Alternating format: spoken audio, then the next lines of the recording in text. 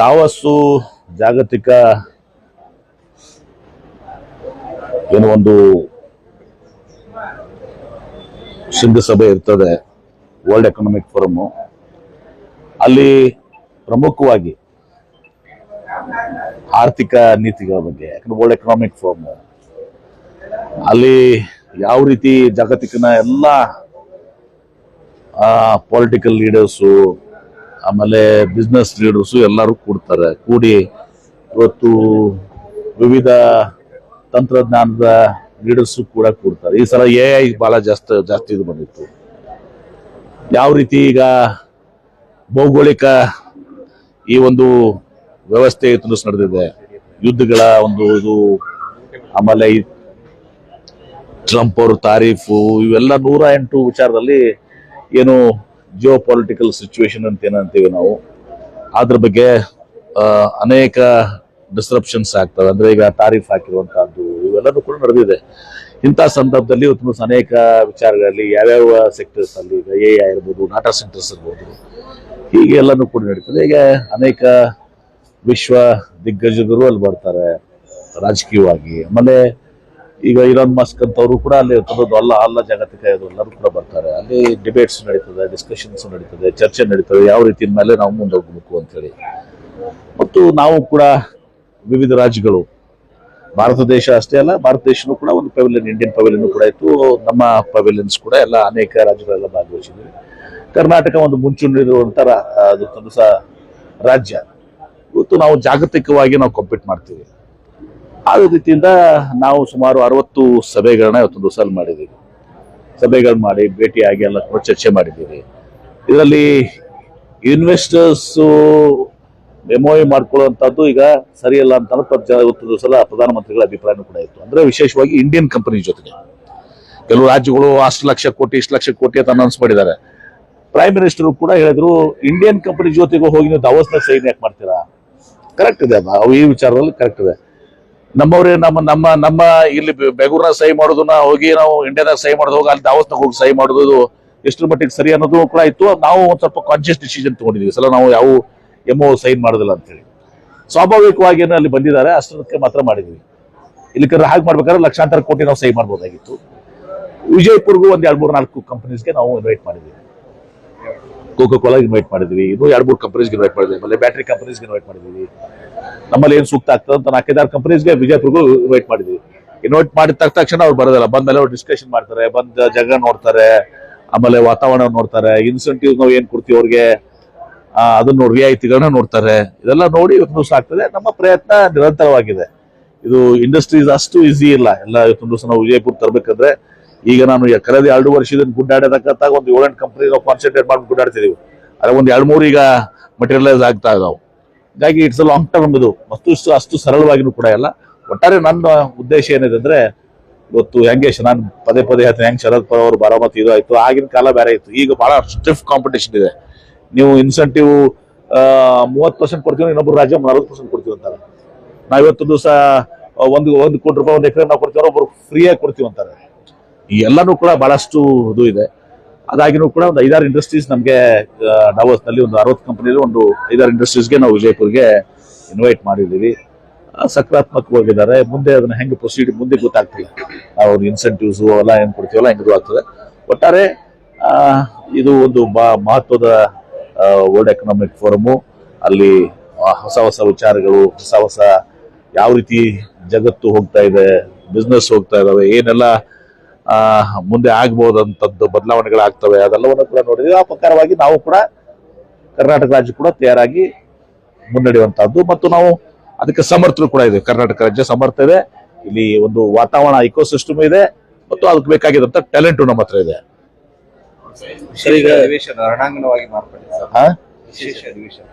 ನೋಡಿ, ತಮ್ಗೆ ಗೊತ್ತಿದೆ, ಗವರ್ನರ್ ಅಡ್ರೆಸ್ ಫಸ್ಟ್ ಹೊಸ ವರ್ಷದಲ್ಲಿ ಪ್ರಥಮ ಏನು ಅಧಿವೇಶನ ಆಗುತ್ತೆ, ಅದಕ್ಕೆ ಗವರ್ನರ್ ಅಡ್ರೆಸ್ ಇರಬೇಕಾಗ್ತದೆ. Governor is the voice of the government ಇವತ್ತಿನ ದಿವಸ ಏನು ನಾವು ಅವ್ರಿಗೆ ಇದು ಕೊಡ್ತೀವಿ ಅದನ್ನ ಓದ್ತಾರೆ.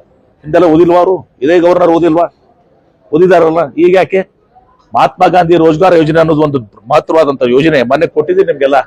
ಹಳೇದೇನಿತ್ತು ಹೊಸದೇನಿತ್ತು ನನಗೆ ಬಿಡಿಬಿಡಿಗಾಗಿ ಕೊಟ್ಟಿದ್ದೆ ನಿಮ್ಗೆ. ಸುಮ್ಮನೆ ಹೇಳಿಕೆ ಕೊಡುವಂಥದ್ದಲ್ಲ. ನಿಮಗೆ ಮೊದಲು ಏನಿತ್ತು ಈಗೇನಿತ್ತು ಅಂತ ಮೊದಲು ನಿಮ್ಗೆ ನೋಟೇ ಕೊಟ್ಟಿದ್ದೀನಲ್ಲ, ನಿಮ್ಗೆ ನೋಟ್ ಕನ್ನಡದಲ್ಲಿ ಕೊಟ್ಟಿದ್ದೀನಿ, ಇಂಗ್ಲಿಷ್ನಲ್ಲಿ ಕೊಟ್ಟಿದ್ದೀನಿ, ಯಾವ ರೀತಿ ಇವತ್ತು ದಿವಸ ವ್ಯತ್ಯಾಸ ಆಗ್ತದೆ ಅಂತ ಹೇಳಿ. ಹೀಗಿದ್ದಾಗ ಇದನ್ನ ನಾವು ತಿರಸ್ಕಾರ ಮಾಡಿ ಇವತ್ತು ನಮಗೆ ಇಲ್ಲಿ ಮತ್ತೆ ಪುನರ್ ಸ್ಥಾಪಿಸಬೇಕಾದ್ರೆ ಮಹಾತ್ಮ ಗಾಂಧಿ ರೋಜ್ಗಾರ್ ಅದು ಜನರ ಹಕ್ಕು. ಇವತ್ತು ದಿವಸ ಇಲ್ಲಿ ಸ್ಥಳೀಯವಾಗಿ ಉದ್ಯೋಗ ಸಿಗಬೇಕಾಗಿದ್ದು ಪ್ರತಿಯೊಬ್ಬರ ಹಕ್ಕು.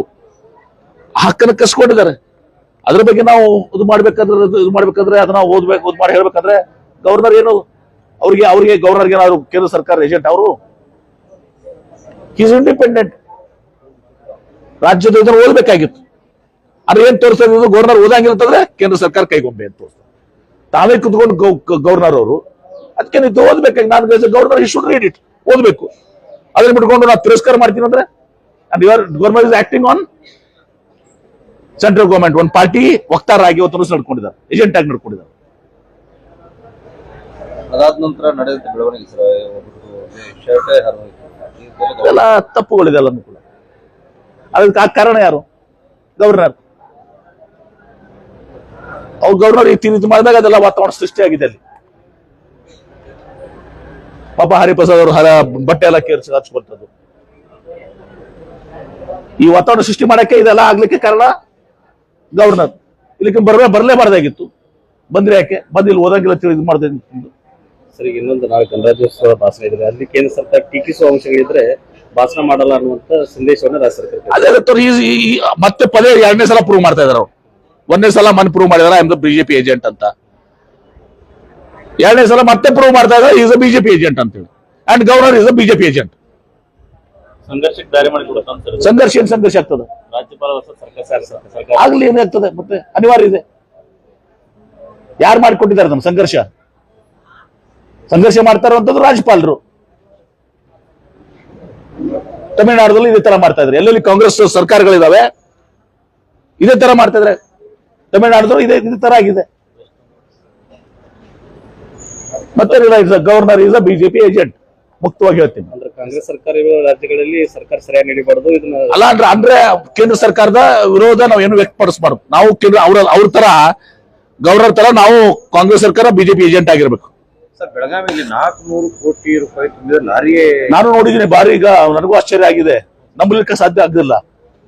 ಈಗ ನಾನು ನೋಡ್ತಾ ಇದ್ದೆ ಬೆಳಿಗ್ಗೆ ಪೇಪರ್ನಲ್ಲಿ, ಆಶ್ಚರ್ಯ ಆಗಿದೆ. ಒಂದು ದಿವಸ ಏನು ಅದು ಹೆಂಗೆ ಬಂತು, ಏನು ಬಂತು, ಯಾವ ಹಣ ಏನು, ಇದೆಲ್ಲಾನು ಹೊರಬರ್ಬೇಕಲ್ಲ.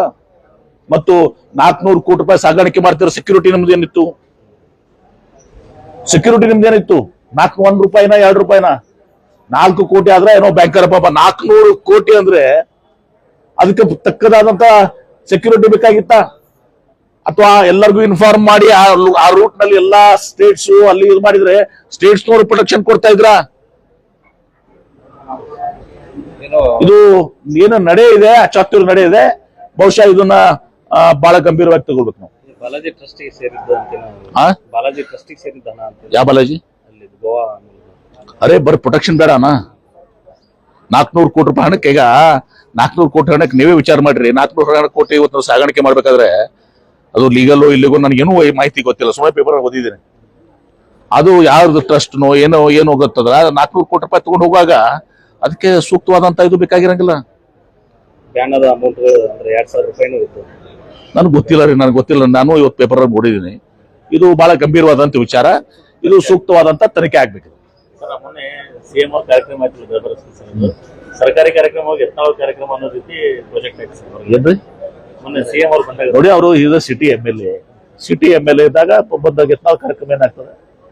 ಆತರ ಪ್ರಾಜೆಕ್ಟ್ ಆಯ್ತು. ಯಾರು ಪ್ರಾಜೆಕ್ಟ್ ಯಾರು ಮಾಡ್ಕೊಂಡು ನೀವು ಮಾಡ್ಕೊಂಡ್ರಿ? ಮುಖ್ಯಮಂತ್ರಿ ಜಾಸ್ತಿ ಸ್ಥಳೀಯ ಶಾಸಕ ಅಂದ್ಮೇಲೆ ಅದಕ್ಕೇನ್ ಬಹಳ ಕೊಡ್ಬೇಕಾದ ಅವಶ್ಯಕತೆ ಇಲ್ಲ.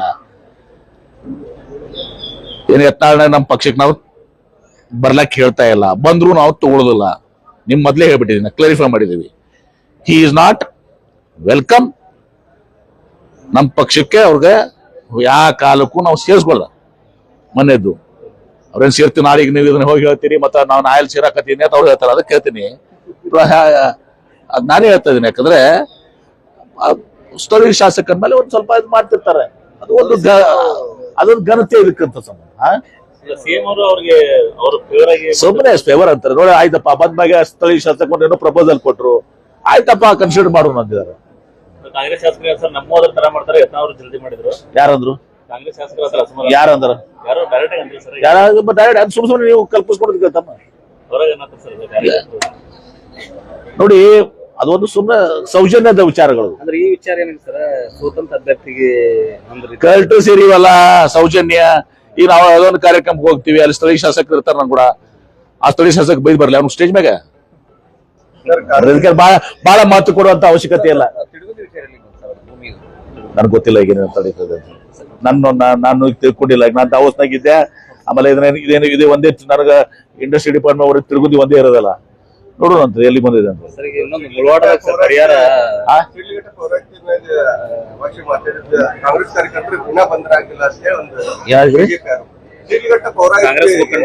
ಕಾಂಗ್ರೆಸ್ ಕಾರ್ಯಕರ್ತರು ಅದೆಲ್ಲ ನೀ ಇಲ್ಲೇ ಕೇಳ್ತೀಯಪ್ಪ, ಅಲ್ಲೆಲ್ಲ ರಗಡ್ ಕೇಳ್ತಾರೆ. ರಾಜೀವ್ ಗೌಡ ಇಲ್ಲೇ ನಿನಗೂ ಬೇಕಾಯ್ತು. ಸರ್ ಈಗ ಮುಳವಾಡದ ಇನ್ನೂರಿಗೆ ಸರಿಯಾಗಿ ಪರಿಹಾರ ಕೊಟ್ಟಿಲ್ಲ ಅಂತ ಹಂತ ಕೊಡೋದ್ರಿಂದ ಅದು ನಮ್ಗೆ 2013 ಆಕ್ಟ್ ಪ್ರಕಾರ ಪರಿಹಾರ ಕೊಡಿ ಅಂತ ಹೇಳಿ ನಿಮ್ಮನೆ ಡಿಸಿಷನ್ ನೋಡ್ತೀವಿ. ಅದೆಲ್ಲ ನೋಡ್ಕೋತೀವಿ. ಅದಕ್ಕೆ KDB ಜಿಲ್ಲಾಧಿಕಾರಿ ಸಭೆ ಮಾಡಿದ್ದಾರೆ. ನೋಡ್ತೀವಿ, ಅದ್ರೆಲ್ಲ ಚೆಕ್ ಮಾಡ್ತೀವಿ. ನ್ಯಾಯಯುತವಾಗಿ ಏನದ ಮಾಡ್ತೀವಿ. ಪದ್ಧತಿ ಏನದ KDB ಆ ಪ್ರಕಾರ ಮಾಡ್ತೀವಿ.